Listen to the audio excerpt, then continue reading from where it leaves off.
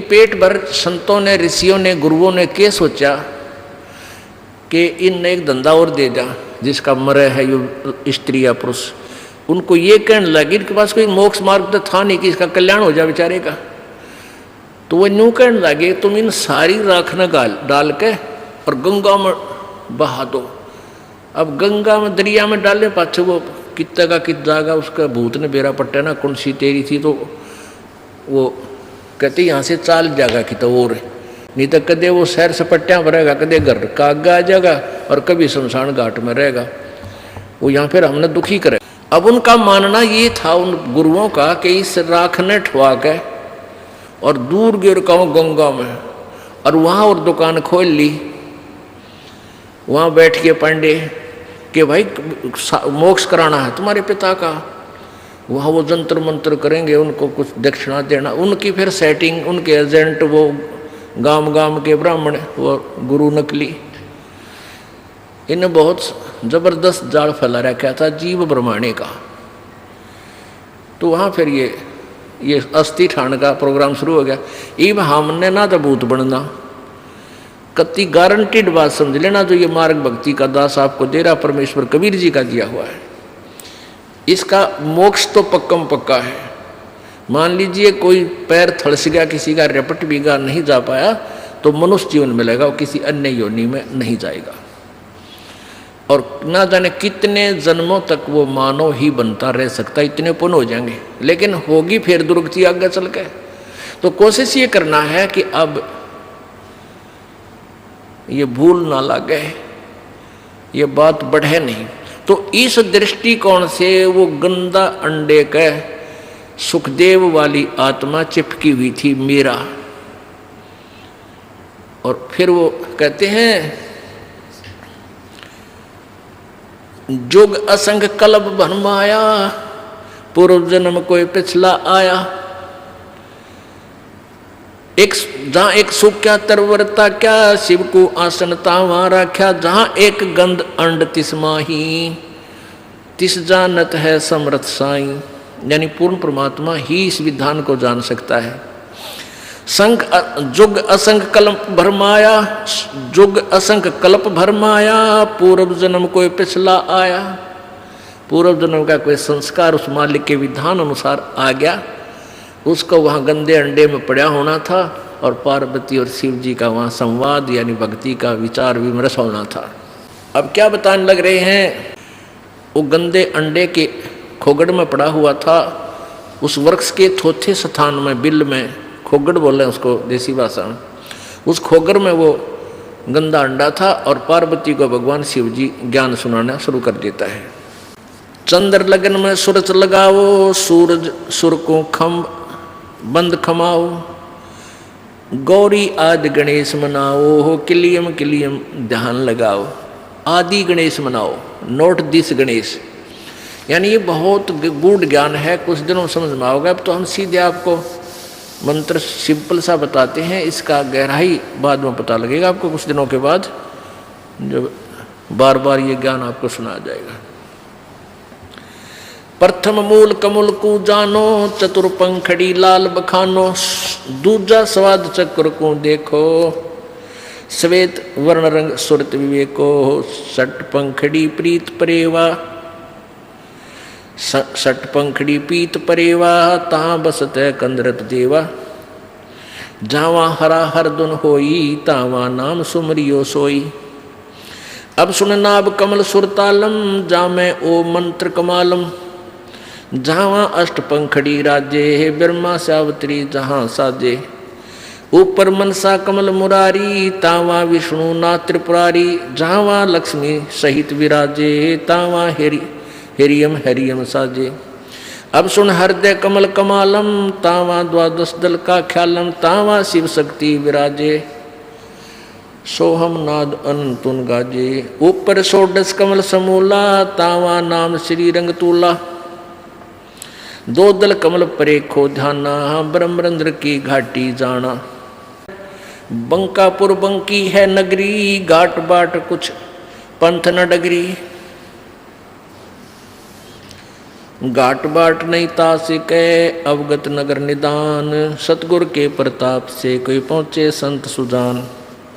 त्रिकुटी कमल पर महल एक न्यारा, योजन एक सहस विस्तारा, जा में बसे ये निरंजन जोगी, खाया न पीवे सब रस भोगी। पराशक्ति जाकी है रानी, संग कल्प जुग अकल निशानी। सूरत शब्द की लागे डोरी, तामे कुछ अमर वही ताते कुछ अमर वही गौरी। अब जो मंत्र उसने बताया था भगवान शिव ने पार्वती गौरी को, तो उसका उसमें ध्यान लगा, लो लगी तो कुछ अमर हुई वो। अब ज्ञान बता रहे हैं गरीबदास जी अपने सत्र का। संख असंखों जन्म पूर्व ले, गंध अंड तन काया भूले, जोग संजोग मिले जद आई, शिव गौरिज को शिव गिरजा को कथा सुनाई। सुनत ज्ञान अब अनभय पद बाणी, अंड फूट चेतन भय प्राणी। कोट कोट जन्मों के कर्मा, दमन किए चीने निज गर्मा। ऐसा ज्ञान अगम गौराया, परजामी चेतन हो आया। चेतन हो कै भरया हुंकारा, शिव योगी मन माय समारा। अब सुखदेव जो है अंडे से तोता बन गया और परजा में आई। ऐसा ज्ञान अगम गौराया, परजामी चेतन हो आया। पर माने पंख जामगी और चेतन हो गया, स्वस्थ अंडा हो गया। चेतन होकर भरा हुंकारा, शिव योगी मन माहे समारा। गिरजा भई ज्ञान गलताना, पंछी कौन वृक्ष गौराना। कि पार्वती तो या अपने ध्यान मगन होगी या बोलती है कोना। और ये पक्षी की तो बोला, वो नो देखा, वो देखा तो इतना मुँह उड़ गया कि वो उतने समारेगा। अजर नाम चीन्या पद भारी, उड़ गया सूटा पंख पसारी। वो सूटा माने सुआ, वो तोता उड़ गया पंख पसार कर खकाट ठा गया। शिव योगी जद भया चचाना, पक्षी सुना हमारा ज्ञाना। ज्ञान का चोर जान ना पावे, पंक्षी तन तज उदर समावे। ज्ञान का चोर जान ना पावे, पक्षी तन तज उदर समावे। ब्रह्मा विष्णु ध्यान धर आए, शिव योगी को बेग बुलाए। अब शिव जी ने ब्रह्मा और विष्णु को भी बुला लिया। ब्रह्मा विष्णु ध्यान धर आए, शिव योगी को बेग बुलाए। आनंद बचन कहे त्रिपुरारी, सुन हे बचन व्यास की नारी। यहाँ एक चोर हमारा आया, तुमरे उदर आन समाया। माता बोले बाणी निक्की, हमको खबर नहीं तन जी की। 12 वर्ष रहे तन माही, लगी समाधि ध्यान दुनताही। ब्रह्मा विष्णु महेश्वर देवा, सुन पक्षी तू ज्ञान परेवा। बाहर आओ बचन सुन मोही, तुमरा नाश कभू ना होई। शिव को सुखदेव से कहा, मानो बचन हमार। उत्पत्ति पर ले मेटे हूँ, चरण कमल दीदार। बोले पक्षी बचन बिचारी, माता को सुख दीने भारी। माता कहे पुत्र सुखदेवा, गर्भियो नीमत आओ बेवा। बोले सुखदेवी हलबाणी, ब्रह्मा विष्णु महेश्वर दानी। कोट कोट भुगती 84, काटो फंद पुरुष अविनाशी। तिम देवा जब थम भी माया, गर्भ उदर से बाहर आया। ओल नाल कर कस कमर मतंगा, चाला सुखदेव बनखंड संगा। अब ज्यों ही आज सुबह भी आपको बताया था, अब इस वाणी को साथ आपके एक वाणी को साक्षी भी आपके साथ करवाया जा रहा है साथ साथ, ताकि आपका आत्मा में ये ज्ञान समावे। हमने अपने तत्व ज्ञान को निखारना है। अब जैसे दही बनती है दूध से, फिर उसको बिलोया जाता है, रड़का जाता है, फिर मक्खन निकलता है। वो मक्खन भी घी कहलाता है, लेकिन उसको फिर गर्म किया जाता है। गर्म करके उसको फिर जो ओरिजिनल घी होता है उसके ऊपर कुछ मैल आ जाता है, उसको बाहर निकाल दिया जाता है। उस पहले वाले घी में था तो वो भी घी, लेकिन उसमें वो क्लियर नहीं था, शुद्ध नहीं था। उसको शुद्ध करने के लिए गर्म किया गया, उसमें जो मैल था वो बाहर फेंक दिया और शुद्ध रख लिया। तो ये सारा ज्ञान है, मक्खन है। जैसे वेद हैं, पुराण है, गीता जी है, ये जो भी ज्ञान है ये सारा मिलकर घी है, लेकिन है ये मक्खन। अब इसको शुद्ध किया जाएगा और शुद्ध करके फिर ये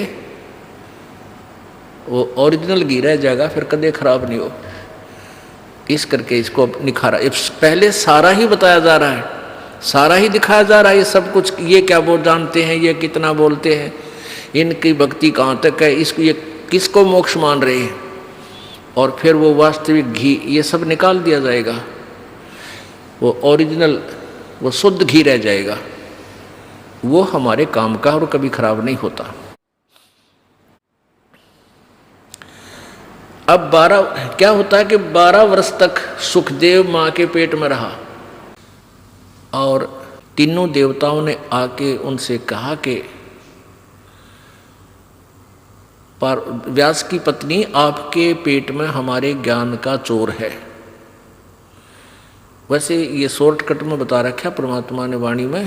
पहले ये शिव जी अकेले आए थे तो पार्वती व्यास की पत्नी से कहा था कि आप इसको बाहर निकालो, इसको मैं खत्म करूंगा, ज्ञान का चोर रहन ना पावे। तब उन्होंने कहा था व्यास जी ने कि भगवान आप एक तरफ तो इसको कहते हैं इसने ज्ञान सुन लिया मेरा, ये अमर हो गया, फिर मारोगे कैसे? तो भगवान शिव जी चले गए। फिर ये 12 वर्ष तक रहा माँ के पेट में। फिर ब्रह्मा विष्णु महेश ने सोचा कि ये तो भाई बात बिगड़ेगी, सारी व्यवस्था बदल जाएगी 12 वर्ष तक, या तो एक रॉन्ग परंपरा रॉन्ग प्रोसीजर हो गया। 9 महीने में माताएं दुखी हो जाती हैं, बच्चे को पेट में रखकर ये 12-12 वर्ष कैसे रख पाएंगी? इस परंपरा को खत्म करने के लिए सुखदेव की पत्नी के पास आए। तब व्यास जी ने, तब सुखदेव ने, ये तीनों जने आए ब्रह्मा विष्णु महेश। तब सुखदेव ने पेट से ही बोला था कि तुम अपनी इस माया को रोक लो, तब मैं बाहर आऊंगा, अन्यथा मैं नहीं आऊंगा। तीहू देवा दत्थम भी माया, उदर गर्भ से बाहर आया। तीनों देवताओं ने अपनी त्रिगुणमयी माया रोकी, तब ये बाहर आया।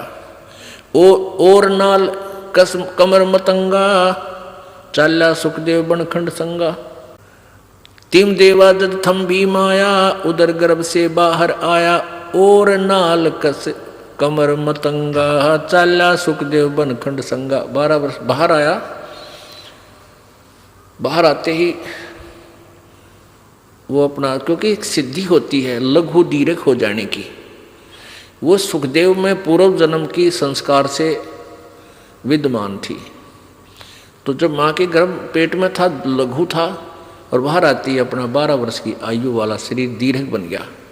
अपनी ओरनाल ने कंधे पर डाल कर चल पड़ा। पुत्र पुत्र व्यास कर टेरे, माया मोह कुछु नहीं मेरे। को पुत्र कौन पिता कहावे, शब्द स्वरूप रहे निर्दावे। अब व्यास जी कहते हैं पुत्र आजा, पुत्र आजा। सुख दे सुख में उपजे, राई सिंह समोए। 9 नाथ और सिद्ध 84 संग उपजे थे दोए। अब इन देवताओं ने कही थी कि मैं इतनी देर माया रोक सकते हैं। ब्रह्मा विष्णु महेश ने कहा था हम अपनी माया को, अपनी त्रिगुणमयी माया को हम इतने देर रोक सकते हैं, फ्रिक्शन ऑफ सेकंड, इतना समझ ले। अब गरीबदास साहिब जी ने उन्हीं की वार्ता किस हिसाब से बताई है कि सुखदेव सुख में उपजे, राई सिंह समोए। भैंस या गाय के, भैंस का सिंग ऐसा गोल होता है, और भैंस पशु कोई भी है ऐसे सिर मारता रहता है। गाय ज्यादा होती थी पहले, तो गाय ऐसे सींग ऊपर को होते हैं। तो सींग के ऊपर जब कोई राई रखे, वो रखते ही तुरंत बाहर नीचे आवे, यानी इतनी देर। कहते इतनी देर हम रोक सकते हैं, तो इतनी देर ही रोक दिया। उस दौरान कितने बालक पैदा हुए? 94। 9 तो नाथ बने, 84 सिद्ध हो गए, और 93वां माए सुखदेव। अब क्या होता है कि जब माँ के गर्भ में ये प्राणी होता है, माँ के गर्भ में ये प्राणी होता है, तो इसको सारा ज्ञान होता है कि तेरी गेल के बनेगी, बाहर जाके तेरे साथ क्या होगा, पहले कितना दुख उठाया, और परमात्मा की भक्ति करने के लिए मानव शरीर मिला है, इस दृष्टिकोण से वो सोचता रहता। लेकिन बाहर आते ही ये तीनों एक एक इंजेक्शन लगा देते हैं, तीनों देवता, और ये प्राणी अचेत हो जाता है। इसको कुछ भी पता नहीं तू कौन था, कितना आया है, कहाँ के उद्देश्य था तेरा।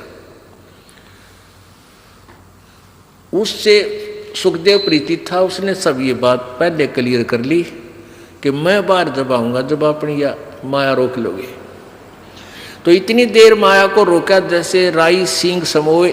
राई का दाना सरसम के दाने से भी छोटा होता है, और सींग पर रखते ही या नीचे आवे, यानी इतनी ही देर समझो। इतनी ही देर में उस दौरान जो बच्चे लड़के उत्पन्न हुए उनमें से 9 तो नाथ सिद्ध हो गए, 9 तो प्रसिद्ध हो गए नाथ, और 84 सिद्ध बन गए,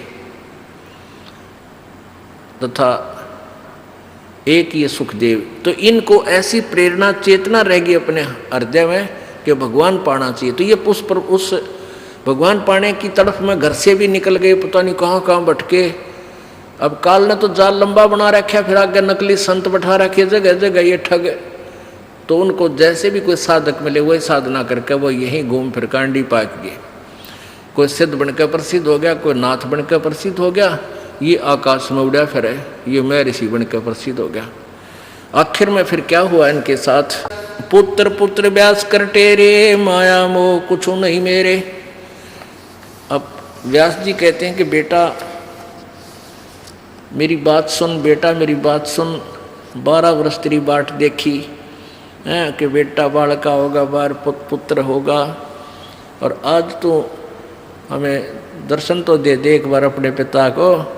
तो सुखदेव कहने लगा व्यास जी ना जाने पीछे से सामना नहीं कर रहा है, पीछे चलता चलता बात कर रहा है कि कहीं पिता की तरफ मेरा मुंह हो जा और मोह ना हो जा। कहता है ऋषि जी ना जाने कितनी बार तू मेरा बाप हो लिया, ना जाने कितनी बार मैं तेरा बाप हो लिया। यह तो बूढ़ा बेगन है, पीछा छुटान दे मैंने, नो कहकर भाग लिया। अब क्या बताते हैं, व्यास पुत्र से किन्हे प्यारा, सुखदेव भरा शब्द हुंकारा। खोज न पाया व्यास गुसाई, कल्प करी उल्टे घर आई। जब वो आगे चल के आकाश में उड़ गया, व्यास जी वापस आ गए, इतना अठाव बालक तेरे। आगे जाए भरे प्रचंडा, जैसे नदी 18 गंडा। सुर नर मुनि गंधर्व ज्ञानी, सबसे ऊंचा है अभिमानी। अदर विमान चले मन रूपा, गर्भ योगेश्वर ज्ञान स्वरूपा। बादी योगी बाद करे, बिचरा तीनों लोक। इंद्री 5-25 साधी, गर्भ योगेश्वर जोगी बादी। बादी जोगी बाद करे, बिचरा तीनों लोक। सतगुरु जनक विदेही, बिन वो पावत नाही मोक्ष। अहु अग्नि बंधन बहु भारी, सुखदेव जीत्या हुरुम्बा हारी। अहु अग्नि हृदय प्रकाशा, ज्ञान ध्यान जरै जू घासा। सुखदेव कल्प वृक्ष की छाही, जनक विदेही करे गुरु नाही। जनक बड़ा अक सुखदेव योगी, 10 सहस्राणी रस भोगी। सुखदेव बोले ज्ञान विवेका, हम स्त्री का मुख नहीं देखा। हम हैं गर्भ योनि से न्यारा, ज्ञान खड़ग इंद्री प्रहारा। कैसे शीस निमाऊं जाई, राजा जनक विदेही राजा भाई। अब जैसे आज आपको दिन में ये मौखिक सुनाया था, वही ज्ञान अब परमात्मा की वाणी के माध्यम से सुनाया जा रहा है कि ये व्यास का पुत्र सुखदेव जो था, भगवान शंकर के इस ज्ञान को सत्संग को सुनकर इसमें सिद्धि आ गई, बैटरी चार्ज होगी।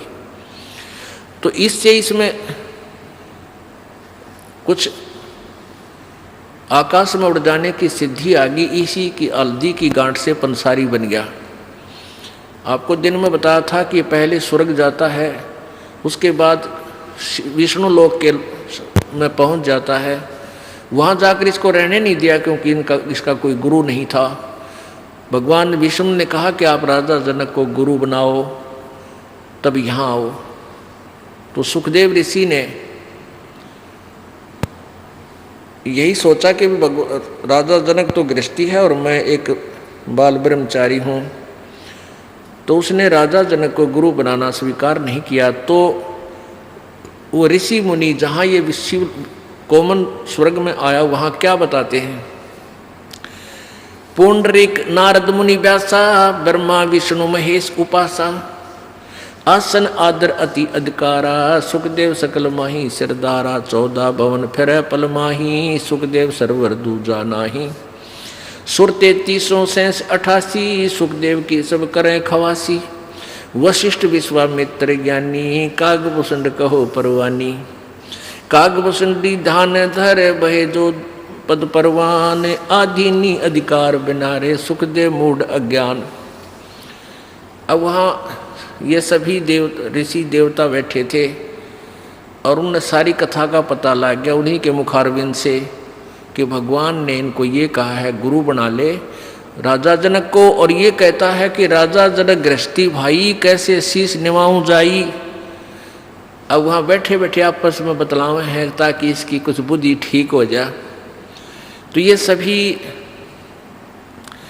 वशिष्ठ विश्वामित्र कागभूषण और ये नारद जी पुंडरीक ऋषि आदि वहाँ पर बैठे थे। तो उन्होंने कहा कि कागभूषण जी आप बताओ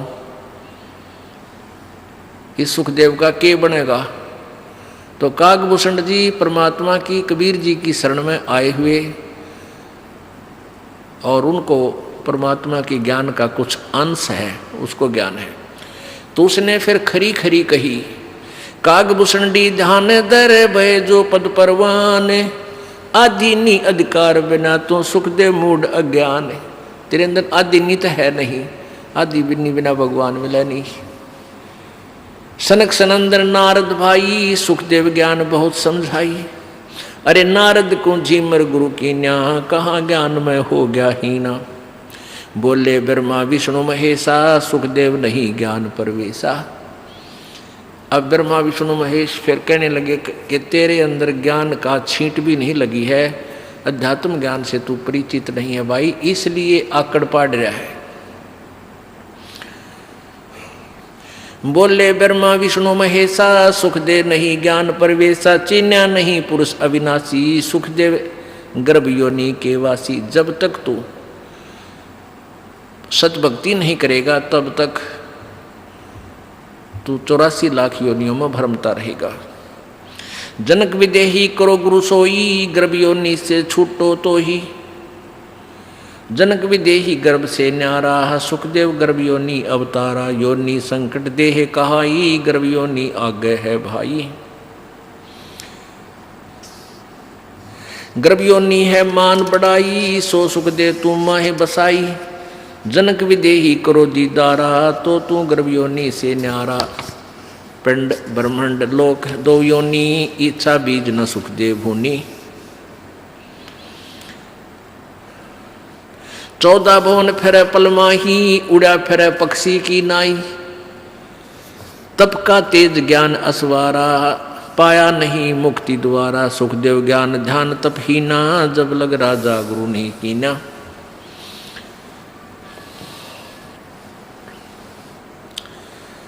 अब राजा जनक के पास गए तो आपको कथा सुनाई थी।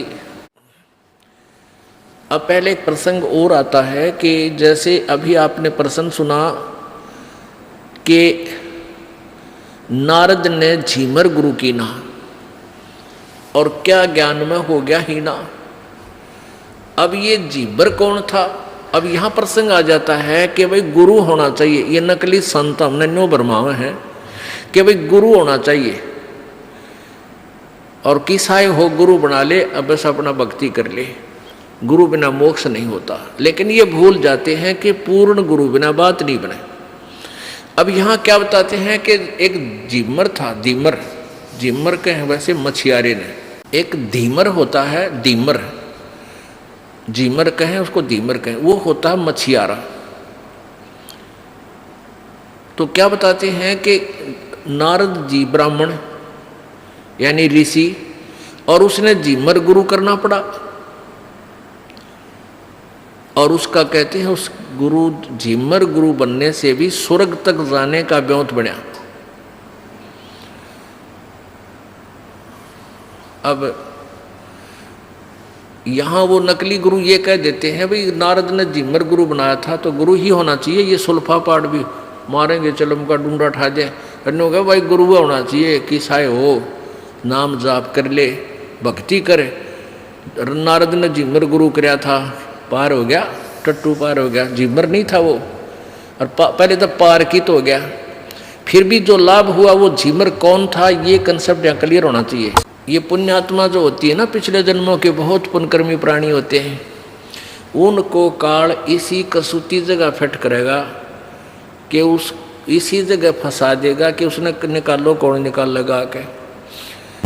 अब जैसे मीराबाई जी पुण्यात्मा थी और ठाकुरों के घर में लड़की का जन्म दे दिया, अब वो भगवान को चाहने वाली ऐसी जगह फिट कर दी, उसने झांकण भी ना दे बाहर गली तक पर्दा में रखा अपनी वो बेटियां ने ठाकर लोग, पहले ऐसा व्यवस्था थी। वो तड़फे बेचारी अपना जैसा भी ज्ञान हुआ परंपरा से, घर से, माता से, कृष्ण जी को भगवान मान के उससे का नाचे कूद जैसा भी व्यवस्था थी, लेकिन हृदय से रोया करती। और परमेश्वर ने वहां भी जाके निकाला, उसको कारण कुछ भी बनाया।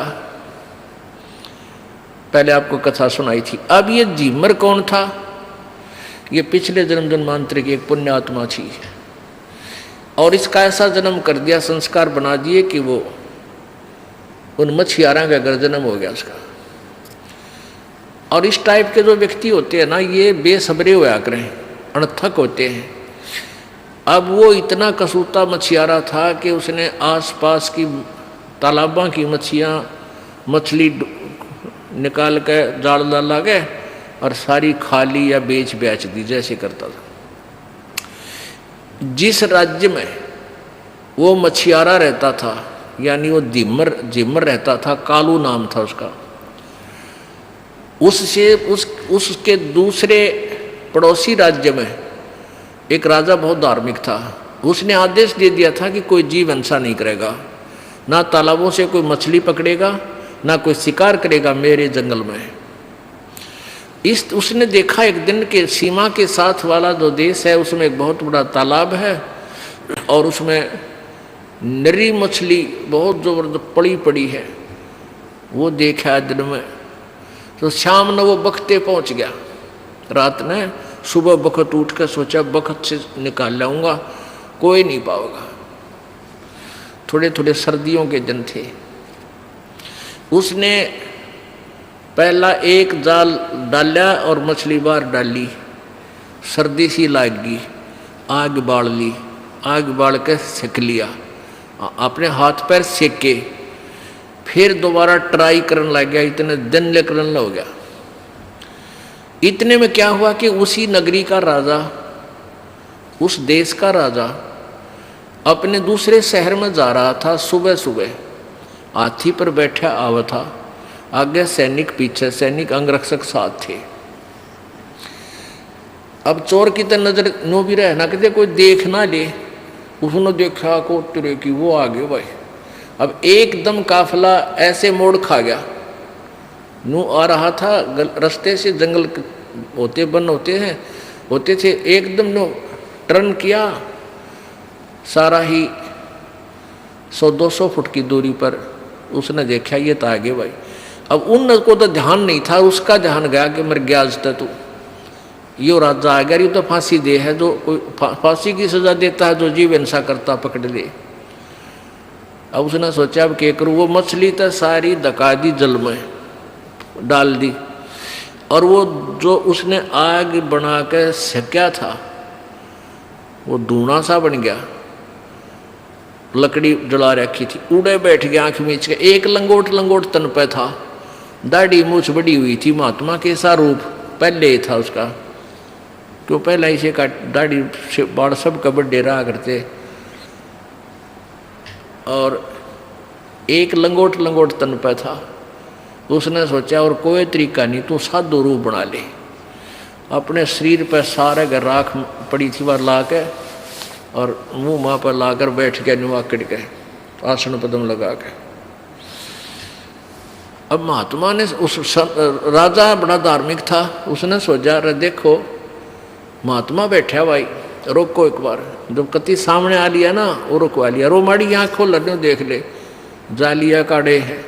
वो जब सामने वो रोक लिए, राजा नीचे उतरन लग गया, वो ला के पैड़ी सी हाथी पे सीढ़ी ला के, वो जान गया काज मर गया तू भाई।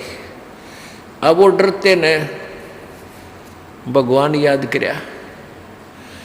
अब भगवान याद किया के डरते घी बंदगी रो समाधि लागी। ये पिछले पर संस्कार होते हैं, वो तो बस सुकड़ गया भीतर ने, वह सुरती ऊपर न चढ़ गई। राजा आया, प्रणाम करया, राम राम करी, ना बोलिया कि मैं डरता ना बोला। तो राजा ने सोची वे संत साधु को गणा नहीं छेड़ना चाहिए। प्रणाम करया, राख ठाई माथे गलाई, चरण छुए और 5-7 सोने की मोहरें वो दूने पर बैठ करके राजा चल पड़ा। अब उसकी चढ़गी सुरती डरते कि कुछ पिछले संस्कार होते हैं पुण्यात्माओं। अब उसकी पत्नी ने सोचा, झिमर की ने, कि आज वो न्यू कह था मैं दूसरे राजा के तालाब से मछली पकड़ के लाऊंगा, और वो तो वहाँ कहते हैं वो निषेध है मछली पकड़ना, कहीं तेरा पति पकड़ ना लिया हो। वो गई, उसने देखा वो तो बैठा नो आसन पद्म लगा कर समाधि चढ़ रही। अंदर देखा नज़ारे ऊपर के, दोपहर होगी, वो बैठा वहीं पर। उसकी पत्नी ने जाकर उसके पाछे तुम्हारा ऐसे दोनों हाथों का 2 हथड़े, और ने बोली तू आड़े बैठा रहेगा, बालक तन्ने खावेंगे। बन गया कि बाबा जी। इब उसने ने सोची, ने बोला जी मैं तो आज आया था, आज आया था मैं तो आज आया। उसने सोची वो राजा के जो है सेवक लागे इतने गड़न, ने बोला जी मैं तो आज आया था, पहली बार आया हूँ मैं तो आज, मैंने मछली ना पकड़ी है वह, मैं तो वहीं आ गया था। दुआ देखी, वह देखा उसकी पत्नी है पाछे ने। तो वो कहने लगा कि वो कहाँ गए, कौन राजा आया था, नहीं भी थे, कहाँ गए वह। अब वह बोली तो सपना देखा होगा तने। ने बोला ना सपना नहीं देखा, सच्ची देखी, सामने दृष्टि देखी। वो धोने के ऊपर वो सरफी डाल रखी, कुछ राख सी उड़ के उनके ऊपर होगी, उन्हें थोड़ी सी चमकी, हाथ मार के देखा, वो 7 मोर सोने की पाई। अब उसने विचार किया, पुण्यात्मा ना जाने कहते हैं ज्ञान कर गाम का, ज्ञान लागण कर गाम मारण का। जो कह रहे चमका ऐसा उस है, उस कैसा चमका सा लग गया, तेरा गजब हुई। आज मैं नकली साधु बना था, और देख राजा भी डर गया मेरे ते, माथा टेक गया और सेवा दे गया। और जब मैं वास्तविक संत बन जाऊं तो पता नहीं क्या सुख मिलेगा। अपनी पत्नी ने बोला भगवान ये पकड़ सोना, सारे जीवन में मैं इतने कमाई नहीं कर सकता जो आज मालिक ने मुझे यहाँ दरवा दी। राज के बाद मैं मछली नहीं पकड़ूंगा। और अंदर क्योंकि संकल्प करे, मालिक कहते हैं मर मर खीर खिलाता, उसने डरता नहीं कहे भगवान आज बचा दे, आज पाछा कद्दे मछली नहीं पकड़ूं, कद्दे जीव इंसान नहीं करो, आधा जान बचा दे। अपनी जान पावना जो मेरा पटा इंसान है, तो उसने वो संकल्प कर लिया। अब करना आगे दोनों जने, वह कहते हैं 3 लोग से तरपतना यो मन भोगी खसिया। उसकी पत्नी बोली क्या हो गया, सोना इतना तो ठीक है ले मिल गया, लेकिन काम करे बिना ना सरा कर जा, मछली ला पकड़ गए। वो सुबेरा रोटी बांध दे, वो गेर का जाड़ कंधे पे जा बैठे किसी की शीशम का नीचे, अरण्यों करे भगवान, ये परमात्मा आप कैसे मिलोगे, ये भगवान मैंने बहुत पाप कर लिए, ये परमात्मा आप कैसे मिलोगे, मैंने यूँ भी ना पता आप मिलोगे कैसे, मैं वही विधि अपना लूँगा। अब रोज जा रोटी खा के खाली जाल उल्टा ले आवे, घर में लड़ाई रोज हो। अब कहते हैं परमात्मा सौछल सीधर मैं करूं अपने जन के काज। वो पूर्ण परमात्मा आए एक साधु रूप में, उनसे बात करी और कहा बेटा क्या चाहता है। कि भगवान महाराज जी मैंने भगवान परमात्मा पाने की कोई रास्ता बता दो, मैं बहुत पापी प्राणी हूँ, वो पाप मुझे आज दिखाई देते हैं जो मैंने अपने जीवन में कर लिए। तो परमात्मा ने कहा बेटा यो मंत्र जाप कर्या करें। कहते हैं सो हम शब्द हम जग में लाए, सार शब्द हम गुप्त छुपाए। यो एक मंत्र उस झिमर को दे दिया परमेश्वर ने। अब परमात्मा ने किसी को तो टायर दे रखा है, किसी ताई स्टीयरिंग पकड़ा रखी है कि इनकी रुचि बनी रहे। एक के खिलौना दे रखा है, उससे कुछ लाभ इनको होता रहा थोड़ा बहुत। तो ऐसे अब कालू झिमर उस परमात्मा द्वारा दिए गए मंत्र का जाप करता था। अब नारद जी को श्राप दे दिया कि 84 लाख योनियां भोगेगा। तो उसको बताया गया कि तू कैसे तेरा छुटकारा हो कि सुबह सुबह जा और सुबह इस दिशा में जाएगा, नारद जी को कहा, और सामने जो व्यक्ति प्रथम तुझे मिले उसी को गुरु बनाना। अब नारद जी जब सीधा जा रहे थे, सामने वो झिमर आ गया। लोग तो फिर भी झिमर ही समझ रहे थे, पर वो झिमर का काम करा नहीं था, वो धीमर नहीं था उस समय। लेकिन यह फीत के उतारे समाज बहुत दूर देर तो उतारा है। अब जैसे कोई सरपंच बन जाता है और उस योजना में या अगली योजना में वो फिर दोबारा सरपंच नहीं बनता, तो आजीवन उसको सरपंच की मोहर लाए रहा करें, हालांकि वो सरपंच नहीं होता उस समय।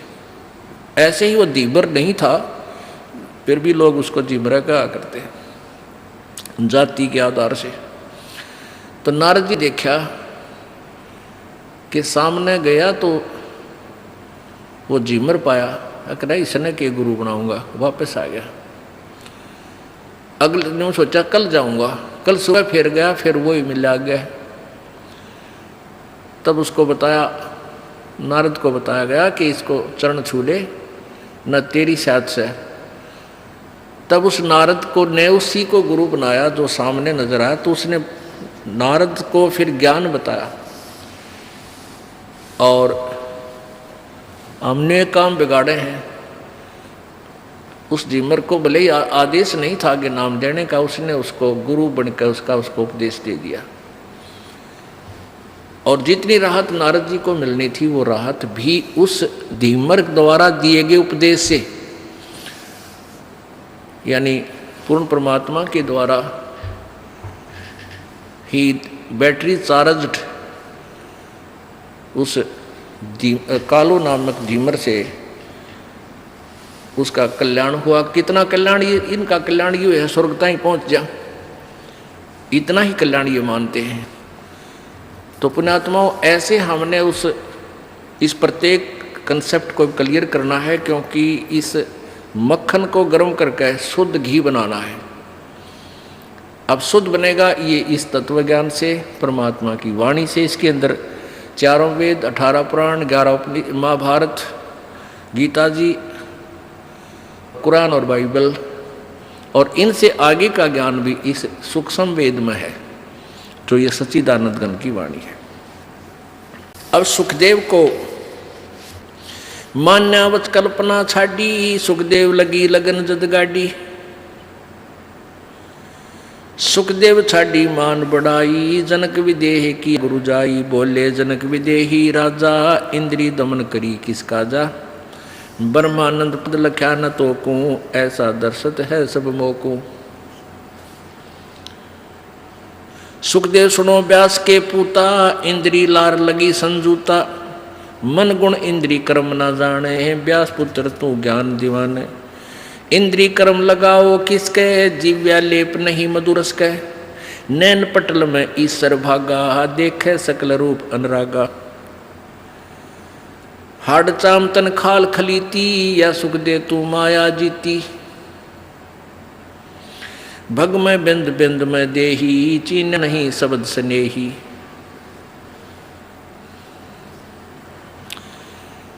पुण्यात्माओं, ये तत्व ज्ञान है, इसके अंदर आपको बहुत गहनता से जाना होगा।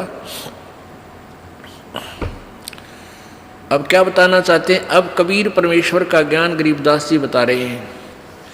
सार वस्तु तो अंदर लीनी, सुख जमीन को दीक्षा देनी, सुख जमीन मिलती ना भाई, स्वाति सीप सब ऐली जाई। सुख जमीन की टक्कर लागे, जब मोती सो है गल धागे, खारा नीर गंध हो जावे है, दो पड़ खुले कौन चितावे। सुख जमीन सतगुरु जल माही, स्वाति सीप का मेल कराही, ऐसे सतगुरु मिले जिज्ञासी, जद पावे वो पद अविनाशी। सुख जमीन सतगुरु हो आया, जिन ये भेदी भेद बताया, क्रम कुसंगति खारा नीरा, मोती खंड होत नग हीरा, बैरागर धम गिरती पावे, चलता हीरा तुरत लखावे, धम गिरती हीरे को जाने, यूं सतगुरु लावे चोट निशाने। अभी आपको बताया था कि एक सीप होती है, और सीप जब उसमें मोती बनने की एक प्रेरणा बनती है, तो वो ऊपर आ जाती है, उसको प्यास लगती है, वो समुद्र जल ग्रहण नहीं करती, वो समुद्र के ऊपरली सतह पर आ जाती है समुद्र के, और ऊपर से वर्षा जब हो रही होती है उस समय उसका मुंह खुल जाता है। जिस हो रही हो तो खुला हो, तो उसमें वर्षा हो रही हो तो उसमें से वो बूंद ग्रहण करते, उसको स्वाति बूंद बोलते हैं, स्वाति। और उसको फिर वो मुंह बंद हो जाता है, उसके अंदर मोती बनना शुरू हो जाता है। मोती बनते बनते क्या होता है, फिर उसका दोबारा मुंह खुलना शुरू हो जाता है स्वाति सीप का, और उसके ऊपर एक मांस का एक पर्दा सा छा जाता है। मोती के स्वाति के ना उस सीप के मुंह पे एक मांस का पर्दा सा, एक जैसे मकड़ी का जाड़ा देखा हो आपने, सफ़ेद सफ़ेद सा कपड़े जैसा होता है, ऐसा एक मांस का ऊपर कवर सा लग जाता है, और अंदर वो मोती बन जाता है। अब मोती स्वाति भी मिल गई और सीप भी है। अब क्या बताते हैं कि जब वो मोती परिपक्व हो जाता है अंदर, तो उस सीप के अंदर से एक विशेष महक आनी शुरू होती है मांस की, पके हुए जैसे मांस की। तो एक बहुत ही पतले से मुंह की एक मछली होती है, पतले से, उसको सुकचमीन बोलते हैं। पतला सा मुंह, पेन कैसा हो उसका मुंह, तो वो क्या करती है, मांस खाने के उद्देश्य से उस सीप के, उस मांस का कवर के ऊपर पर्दा सा होता है, उसको खाने के लिए उसमें टक्कर मारती है, उसको खाना चाहती है। वो लगते ही वो पर्दा सा फट जाता है और मोती उसमें से निकलकर समुद्र में गिर जाता है। अब क्या बताते हैं, कितना गहरा ज्ञान है इस दो अक्षर में, दो लाइनों में। सार वस्तु तो अंदर लीनी, सुख जमीन को दीक्षा देनी, सुख जमीन मिलता ना बाही, स्वाति सीप सब ऐड़ ही जाही। सुख जमीन की टक्कर लागे है, जब मोती सो है गल धागे। अब क्या बताते हैं, मनुष्य जीवन भी आपके पास है और सतगुरु भी मिल गया आपने, आपको सही मंत्र भी मिल गया, और यदि सारनाम नहीं मिला तो भी आपका यो मंत्र भी और आपका जीवन भी दोनों व्यर्थ, जो पहले दूसरे द्वितीय मंत्र तक।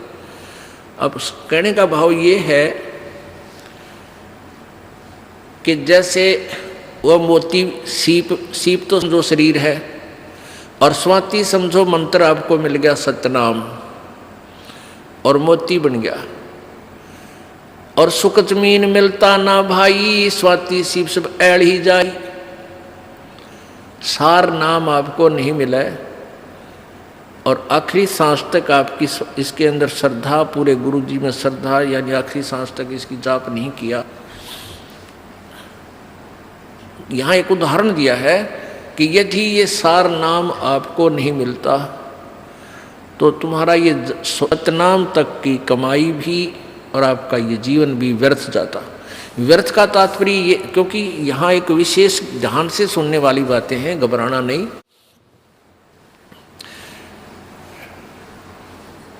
अब जैसे आपको सतनाम मिल गया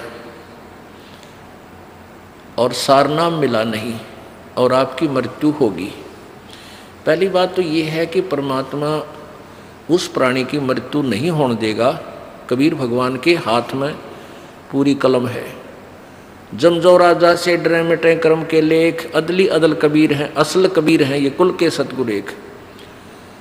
ये नहीं आपके जीवन नहीं जाने देंगे, पूरा काम करके और तब आपको यहाँ से फारिग करेंगे, ये इनकी समर्थता है। और जो बकवाद करते हैं, नाम भी ले रहे हैं, सही ठिकाना यानी सही श्रद्धा से नहीं है, वो जा भी सकते हैं, वो फिर परमात्मा उनको पकड़ नहीं करता। भक्ति भी करते हैं, श्रद्धा ठीक नहीं है, पूरी नहीं बन पाई है, तो मृत्यु भी हो जाएगी। तो उनको फिर वैसे तो व्यर्थ हुआ क्योंकि सारनाम मिला नहीं, लेकिन फिर भी वो ऐसा व्यर्थ नहीं होगा जैसे औरों का होता है। उन अन्य साधकों से चाहे 1000 वर्ष तक तपस्या और अन्य पूजाएं करके चले गए, उनसे भी आपका जो मंत्र की कमाई है वो असंख्य गुना घनी आपके पास है। न जाने कितने दिन स्वर्ग में रहोगे या कहीं और दूसरे लोकों में राजा बन जाओगे, तो ये व्यर्थ है गया, यानी जो उद्देश्य था वो पूरा हुआ नहीं। अब ये एक उदाहरण देना चाहते हैं आपको गहराई से समझाने के लिए। जिनको ये तीनों नाम प्राप्त है वो प्राणी के लिए ये चैप्टर आज चल रहा है। सुख जमीन मिलता ना भाई, स्वाति सीब सब ऐल ही जाई। सुख जमीन की टक्कर लागे, सुख जमीन मिलता ना भाई, स्वाति सीब सब ऐल ही जाई। सुख जमीन की टक्कर लागे है, जब मोती सो है गल धागे। अब सुख जमीन ने उस सीप के उस मांस के टुकड़े को खाने के उद्देश्य से टक्कर मारी, वो खड़क दे ही मोती नीचे निकल गया। तब वो मोती निकाला गया गोताखोरों के द्वारा और फिर उस मोती की कीमत हुई, फिर वो सीने पर आकर सुशोभित हुआ। परमात्मा हमें बताना चाहते हैं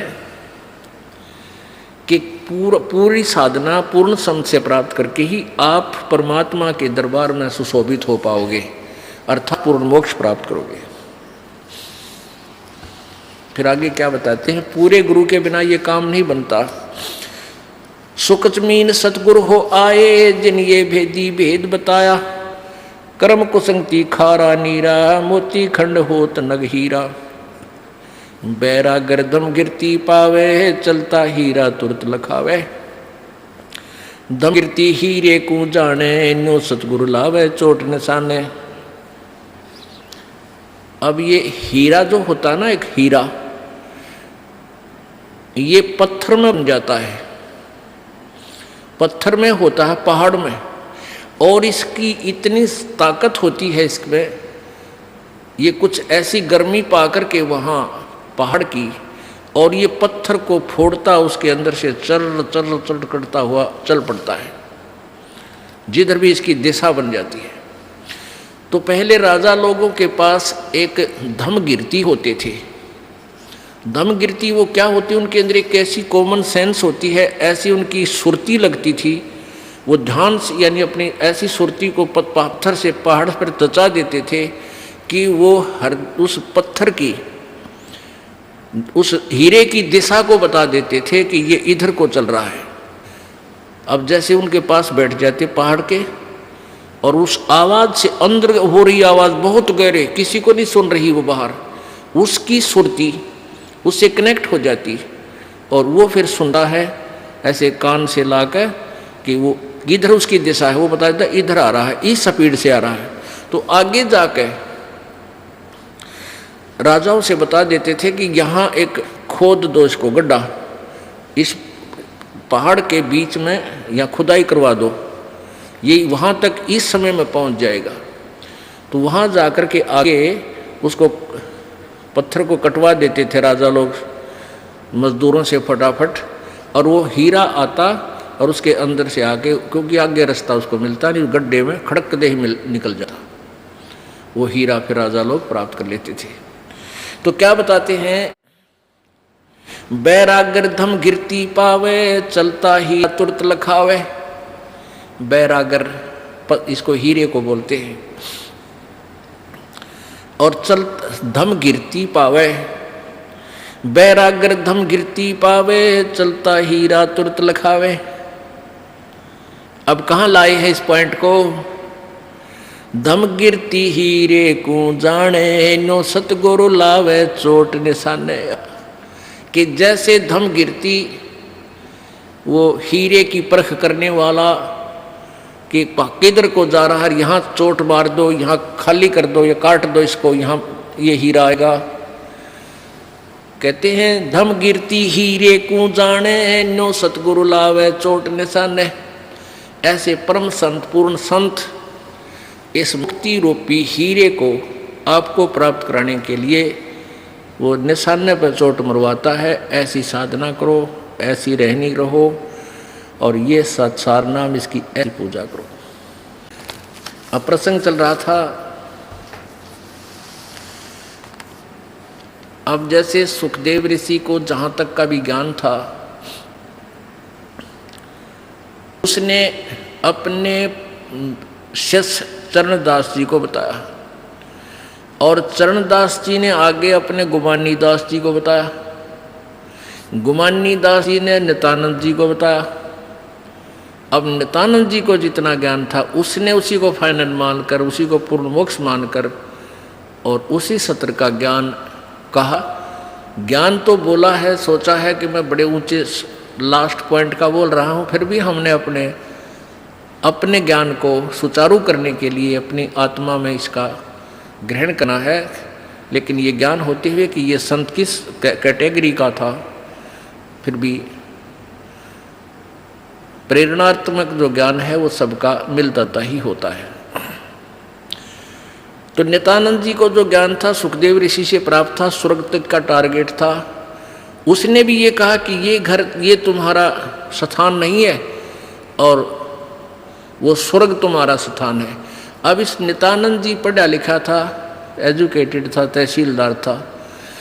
इसने कबीर जी की वाणी भी पढ़ रखी थी और भी संतों की वाणी पढ़ी हुई थी। तो इसने खिचड़ी सा ज्ञान बना के ये सोच रखा था कि कोई और स्थान है, लेकिन उसकी पूजा सतलोक की। जैसे टिकट तो आप ले रहे हो किसी नाइजीरिया की और बात कर रहे हो अमेरिका की, तो वह टिकट जीत की है ना, टिकट उस बैठे पाचे जहाज में, वो नाइजीरिया जा छोड़ेगा तो पाचे अमेरिका की करता रहे। तो जो साधना, जो मंत्र उसके पास था वो स्वर्ग तक का था, और सुनी सुनाई बातें उसने ऊपर की भी कहने की चेष्टा की। अब यहाँ उनकी वाणी में फर्क आ जाएगा। कैसे? क्यों भूली घर अपना, ये ना देश तुम्हारे, फिर पाछे पछताओगी, कर ले सोच विचार। अब नित्यानंद जी अपनी हमें सबको समझाने के लिए अपनी ही आत्मा को प्रेरित करके कह रहा है कि ये तुम्हारा घर नहीं है, ये स्थान तुम्हारा ठिकाना नहीं है, ये मृतलोक है, सबने जाना है। तो क्या बताते हैं? बिन सतगुरु ना पाइए घर अपने की राह, संतों शरण लाग के सूरत सबद समा। बिल्कुल ठीक। फिर आगे देखो, अब यहाँ कच्चापना होगा भाई। शंख असंख्यों कोश है तेरे पिया का देश, एक पलक में पाइयो ले सतगुरु उपदेश। यहाँ कच्चापन आ गया इनकी वाणी में, ज्ञान नहीं, अनुभव नहीं, सुना सुनाया। शंख असंख्यों कोश है नहीं। गरीबदास जी ने परमेश्वर कबीर जी की महिमा को कैसे बताया है कि वो फिक्स बता दिया, जो क्योंकि वो वहां से आए हुए महापुरुष थे। अब क्या बताते हैं? 16 शंख पर हमरा तकिया, गगन मंडल के जिंदा, हुक्म हिसाबी हम चल आए, काटन काल का फंदा। इन्होंने फिक्स बताया कि 16 शंख कोश पर हमारा स्थान है, सतलोक, और हम ऊपर की सैर सपट्टे यानी ऊपर जाने वाले, यहाँ भ्रमणे वाले महात्मा नहीं हैं, यहाँ इधर उधर भ्रमण करने वाले हम जिंदा नहीं है, महात्मा नहीं है। हम तो गगन मंडल के जिंदा, यहाँ से चलकर हम श्लोक डट्याग्रह उधर सैर सपट्टा करते हैं, यहाँ का नहीं करते। 16 शंख पर, 16 शंख कोष पर हमारा सतलोक है। ये क्या कह रहे हैं? शंख शंखों कोष है तेरे पिया का देश। ये स्वर्गग्रह है यहाँ पर, और ये बात करे सतलोक की, शंख शंखों कोष बता रहे। तो यहाँ गड़बड़ेशन हो जाती है, लेकिन फिर भी अब ये मक्खन है, ये भी अच्छे विचार हैं महापुरुषों के, लेकिन ये मक्खन है। अब इसको शुद्ध किया जाएगा और उसके ऊपर से जो फूई आवेगी उसने बाहर फेंक देंगे, शुद्ध रख लेंगे अपना।